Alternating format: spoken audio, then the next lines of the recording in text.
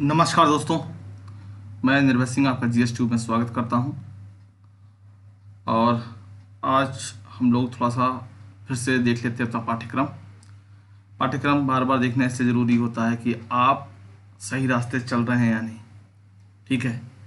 और ऐसा तो नहीं कि मैं कुछ और पढ़ा रहा हूँ, आप कुछ और पढ़ रहे हैं, ऐसा ना हो बस।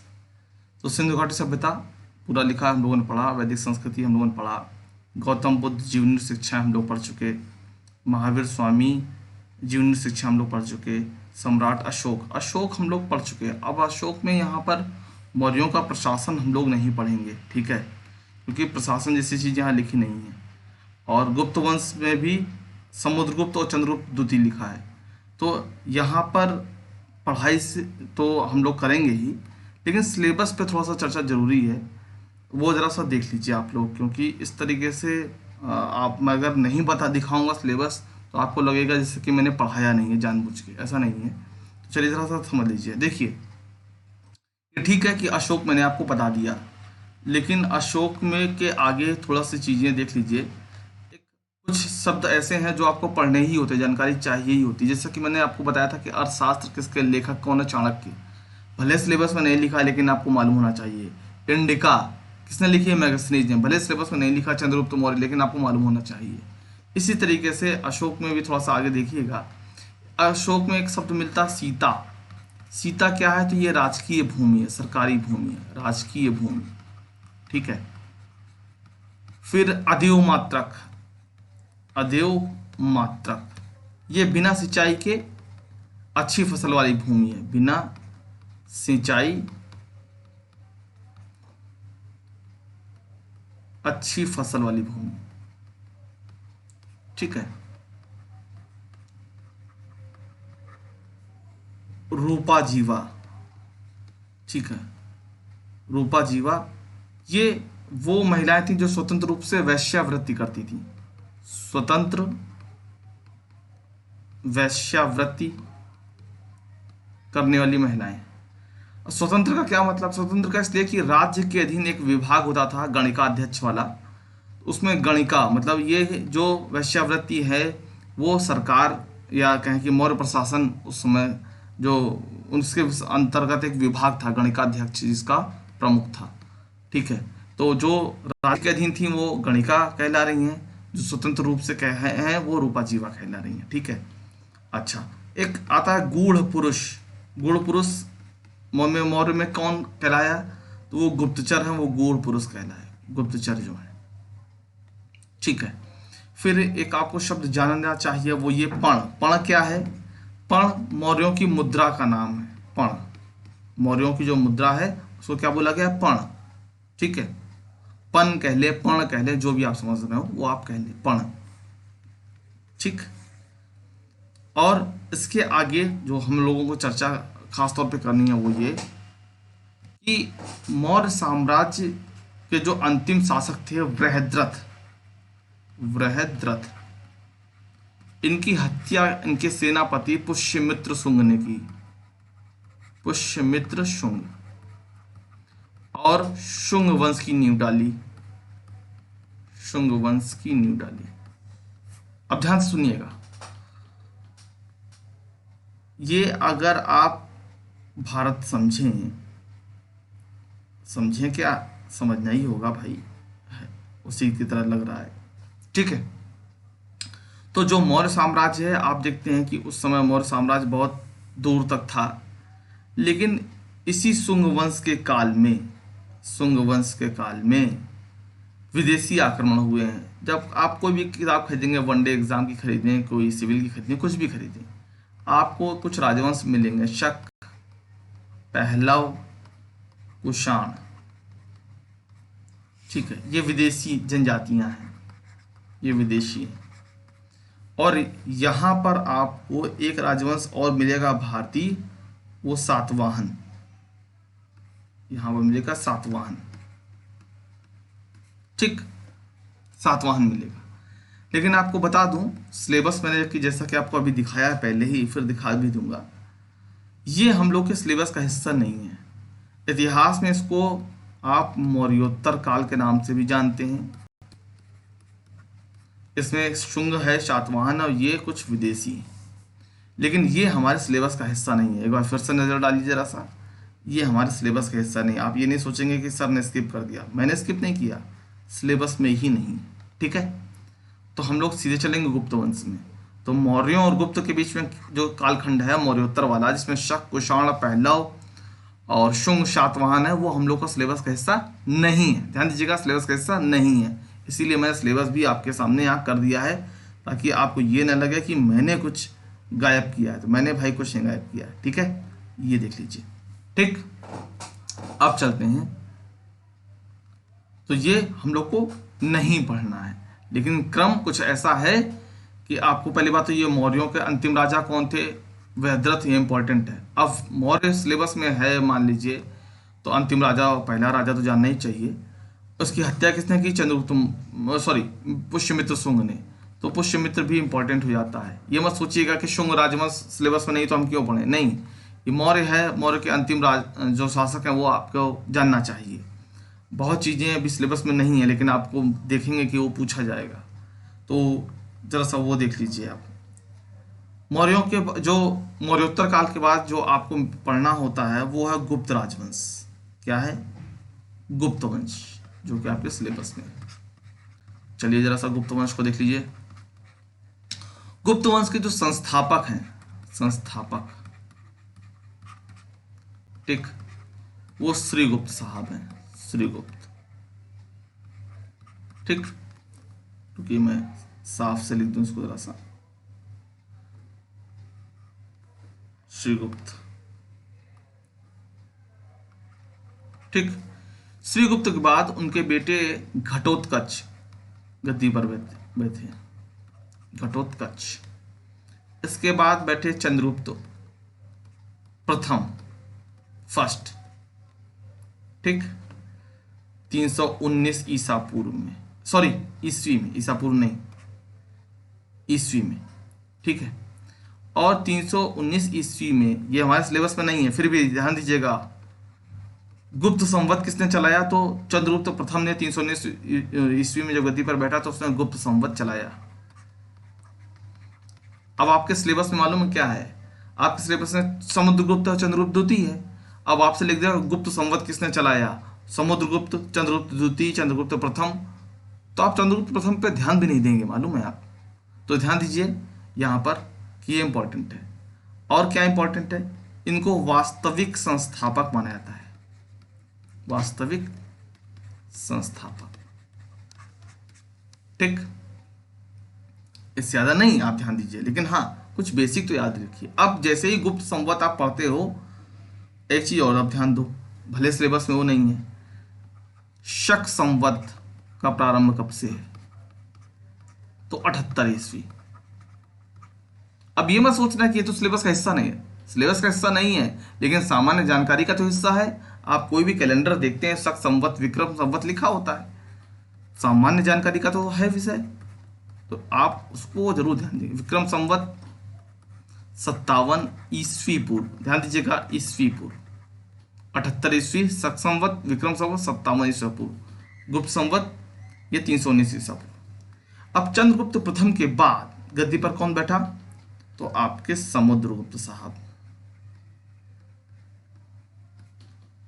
ये 319 से 335 तक, ये 335 से 375 तक, ये सिलेबस में है। इसके बाद इनके पुत्र चंद्रगुप्त द्वितीय गद्दी पर बैठे, सेकंड, 375 से 414 तक। भाई सिलेबस तो हमारा यही है। अच्छा, इसके बाद फिर गद्दी पर बैठे कुमारगुप्त महेंद्रादित्य, कुमारगुप्त महेंद्रादित्य। इसको आप हर जगह कुमारगुप्त ही लिखा मिलेगा। कब से कब तक, तो 414 से 455 ईस्वी। इसके बाद स्कंदगुप्त 456 से 467 ईस्वी। अब इसके बाद भी गुप्त वंश है, लेकिन कहीं भी आप वनडे एग्जाम पढ़ें या आप आईएएस के लिए पढ़ें, इसके बाद आपको राजाओं का नाम नहीं पढ़ना होता है, ठीक है, कहीं के लिए आप पढ़ रहे हो। हम लोग के सिलेबस में क्या है, सिर्फ ये दो हैं सिलेबस में, ठीक है। चलें सिलेबस की तरफ अब, ठीक। सबसे पहले हम लोग लेंगे समुद्रगुप्त को। तो ये हमारे समुद्रगुप्त,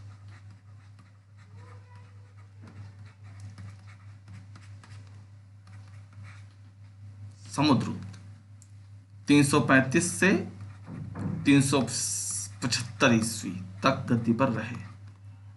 अब ध्यान से सुनिएगा, अभी मैंने आपको थोड़ी देर पहले ही बताया कि शुंग और सातवाहन के समय में ही विदेशी आक्रमण हुए। विदेशी आक्रमण हुए तो शक और कुषाण ने बहुत बड़े क्षेत्र में शासन किया। अब क्या है, समुद्रगुप्त जब गद्दी पर बैठ रहा है तो ये धीरे धीरे अपने राज्य का विस्तार कर रहा है और इसने न सिर्फ उत्तर भारत बल्कि दक्षिण भारत के बहुत बड़ा क्षेत्र जीता। इसी कारण है इसको भारत का नेपोलियन कहा जाता है। भारत का नेपोलियन बहुत इंपॉर्टेंट है, आपको तो पता होना चाहिए कि नेपोलियन अपनी विजयों के लिए जाना जाता है। तो इसने बहुत बड़ा क्षेत्र विजित किया, इसीलिए इसको भारत का नेपोलियन कहा जाता है। इनकी विजयों की जो तारीफ है, जो प्रशंसा गान है, वो हरिसेन ने किया है। हरिसेन किसके दरबार में थे, समुद्रगुप्त के। हरिसेन ने कहाँ किया है, तो प्रयाग प्रशस्ति में किया है। प्रयाग प्रशस्ति आपसे पूछा जाता है प्रयाग प्रशस्ति के रचयिता कौन है, हरिसेन, ठीक। तो ये आपको ध्यान देना है। अश्वमेध यज्ञ भी कराया है। भाई सब जगह जीता है तो अश्वमेध यज्ञ कराएगा नहीं क्या, बिल्कुल कराएगा। हर जगह उसने विजय प्राप्त की है, आर्यावर्त हो दक्षिणावर्त हो, हर जगह उसने विजय प्राप्त की है, अश्वमेध यज्ञ कराएगा, ठीक है। अच्छा ये वीणा प्रेमी था, मतलब एक सिक्के पर वीणा बजाते हुए फोटो बनी हुई है। मतलब पहले सेल्फी का तो चलन था नहीं, मोबाइल तो था नहीं, तो उसने फोटो बनवा लिया होगा ऐसे ही। अब ये मत सोचिएगा कि राजा बाबू ने जैसे गोविंदा बनवा लिया था फोटो वोटो वैसे ही बनवाया होगा तो बनवाया होगा, हम लोगों से उससे मतलब नहीं है। लेकिन हाँ, वीणा लेकर के उसकी अगर बनी है तो यही माना जाता है इतिहासकारों द्वारा कि ये वीणा प्रेमी था। और कविराज की इसकी उपाधि थी, कविराज, ठीक है। अच्छा, समुद्रगुप्त की धरणिबंध की उपाधि भी है। धरणिबंध, देखिए ये सब विजयों से संबंधित है। धरणी कहते हैं जमीन को, पृथ्वी को, बंध मतलब उसको बांधने वाला। तो अपनी विजयों से धरणी को बांधने वाला, धरणिबंध। अश्वमेध कराया, इसीलिए नेपोलियन कहलाएगा समुद्रगुप्त, इसीलिए विजयों के लिए, ठीक है। इसमें कुछ और विशिष्टता नहीं है कि आप सोचें कि बड़ी कुछ विशिष्टता है, ऐसा कुछ नहीं है, ठीक है। धरणिबंधी भी अलग से याद करें और बाकी अश्वमेध यज्ञ भी अलग याद करें, नेपोलियन भी अलग याद करें, नहीं, सब एक ही चीज़ है। नेपोलियन विजय के लिए जाना जाता है, अश्वमेध यज्ञ भी विजय के लिए घोड़ा छोड़ा जाता है। धरणिबंध, धरण को बांधना, पृथ्वी को बांधना, भी वही बात हो गई, ठीक है। बौद्ध विद्वान वसुबंधु भी इनके दरबार में थे, वसुबंधु, ठीक है, इनके दरबार में थे, ठीक। इसके बाद हम लोग आगे चलते हैं। इसके बाद गद्दी पर कौन बैठे, तो चंद्रगुप्त सेकंड, चंद्रगुप्त द्वितीय, जिसे आप चंद्रगुप्त विक्रमादित्य भी समझते हैं। चंद्रगुप्त विक्रमादित्य, इनके काल को स्वर्ण युग माना गया है इतिहासकारों द्वारा, ठीक है, स्वर्ण युग। इनके दरबार में कालिदास भी थे। कालिदास, इन्हें भारत का शेक्सपियर कहा जाता है। शेक्सपियर भी पश्चिमी जगत के साहित्यकार हैं, भारत का शेक्सपियर कहा जाता है। देखिए कालिदास भले आपके सिलेबस में ना हो, लेकिन यहाँ पर चर्चा हो रही है चाणक्य वाली, तो इसी तरह कालिदास को भी याद रखेंगे। इनकी कुछ किताबें हैं, मैं अभी आखिरी में उसको लिखवा दूंगा आपको एक साथ। लेकिन वैसे भी आपको मालूम होना चाहिए, विज्ञान शाकुंतलम, मेघदूतम, ऋतुसंहारम, विक्रमोर्वशीयम, मालविकाग्निमित्रम, ये सब इंपॉर्टेंट है, आपको मालूम होना चाहिए। खैर मैं लिखवा दूंगा, आपको लिस्टिंग करा दूंगा एक जगह। इन्होंने शकों का दमन किया है, शकों का दमन किया। शक कौन, मैंने आपको बता, देखिए अभी दिखाया है, देखिए थोड़ा सा, वो इमेज कहाँ गई, इमेज बनाई थी, गायब हो गई। चलिए कोई बात नहीं, थोड़ा सा आप भी वीडियो पूरी चेक करके देख लीजिएगा। शक पहला क्वेश्चन मैंने एक साथ आपको दिखाए थे, विदेशी जनजाति जो आ रही हैं, ठीक है। तो इन्होंने शकों को दमन किया, शकों को हराया। इनके ही समय में फाहियान जो चीनी यात्री है, फाहियान बहुत पूछा जाता है, फाहियान भारत आया, इन्हीं के समय में आया फाहियान, ठीक। दिल्ली में जो मेहरौली है, मेहरौली का स्तंभ लेख इन्होंने बनवाया, स्तंभ लेख इन्होंने जारी किया, ठीक। तो ये चंद्रगुप्त द्वितीय से संबंधित कुछ विशिष्ट तथ्य हैं प्रारंभिक परीक्षा से संबंधित, आपसे कहें पेट के लिए। तो चलिए अब देख लेते हैं कुछ और तथ्य जो कि सिलेबस में नहीं है लेकिन महत्वपूर्ण है। एक लाइन है कुमारगुप्त के लिए, कुमारगुप्त महेंद्रादित्य, कुमारगुप्त महेंद्रादित्य इन्होंने नालंदा विश्वविद्यालय की स्थापना की। नालंदा विश्वविद्यालय आज भी काफी चर्चा में बना रहता है, नालंदा विश्वविद्यालय की स्थापना की। कुमारगुप्त में ज्यादा ध्यान नहीं देना है, लेकिन इतना तो ध्यान देना ही है। स्कंदगुप्त का एक ध्यान करिए।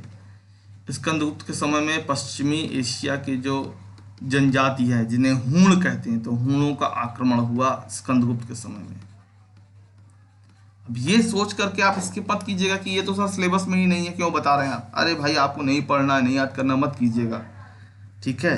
लेकिन महत्वपूर्ण है, पूछा जाता ही है। आप ये मत सोचिएगा कि ये सिलेबस में होगा तभी पूछा जाएगा। आपको मैं कुछ तथ्य और देता हूँ, आप सिलेबस में नहीं है लेकिन आपको लगेगा हाँ ये पूछा जाएगा, ठीक है। चलिए अगले पेज पे चलते हैं। जैसे कि आर्यभट्ट, आर्यभट्ट भी आपको गुप्त काल में ही मिलते हैं। आर्यभट्ट, इनका जन्म कहाँ हुआ, तो पटना में हुआ। ज़्यादा डीप में नहीं जाना है, लेकिन पटना में हुआ 499 ईस्वी में, ठीक है। इन्होंने क्या बताया, पृथ्वी गोल है इन्होंने बताया, ठीक है, गोल है इन्होंने बताया। सिलेबस में नहीं है तो ये मत समझिएगा सर सिलेबस में नहीं है, फिर मत कमेंट कीजिएगा। लेकिन हाँ आपको लगेगा कि ये सामान्य चीज़ें हैं, आपको मालूम होना चाहिए, ठीक है।